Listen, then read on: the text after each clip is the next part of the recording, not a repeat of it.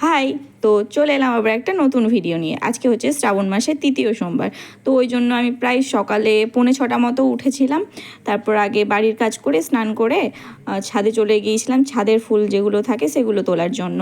তারপর বাড়ির পুজোটা আগে দিয়ে নিয়েছিলাম বাড়ির মহাদেবকে। তারপর শিব পাহাড়ি যেহেতু যাব, তাই ওই পুজোগুলোও ঠিক করে নিয়েছিলাম একসাথে। আর তারপর রেডি হয়ে গিয়েছিলাম, আমি শাড়ি পরে নিয়েছিলাম। আজকে আমি শাড়িটা নিজেই পরেছিলাম, ওই জন্য অতটা ঠিকঠাক হয়নি, একটু কেমন কেমন হয়ে গিয়েছিল আর কি। তারপর আমরা টোটো ধরে চলে গিয়েছিলাম সবাই, আজকে বাড়ির সবাই গিয়েছিলাম, বাবা মা, জ্যোতির বর, আমি, আমার বর আর ধ্রুপদা।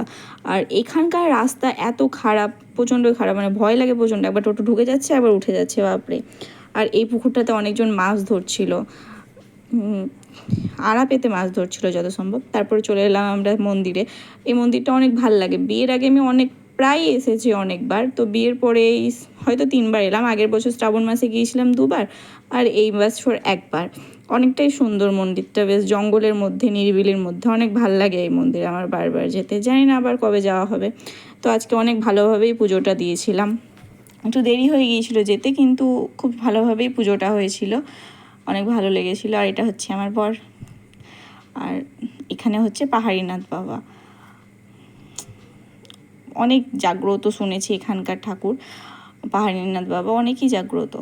আর মন্দিরটা দেখো কত সুন্দর, অনেক ভালো লাগে আমার। এখানেও একটা নতুন মন্দির হচ্ছে। আর রাত্রেবেলা খেয়ে নিয়েছিলাম লুচি আর সোয়া চিলি, আর ওগুলো খেয়ে আমার পেট ভরেনি, ওই জন্য মাঝরাতে খেয়ে নিয়েছিলাম এগুলো। বাস, আজকের মতো এতটুকুই। পরে আবার একদিন অন্য ভিডিওতে দেখা হবে। বাই, ভালো থেকো সবাই।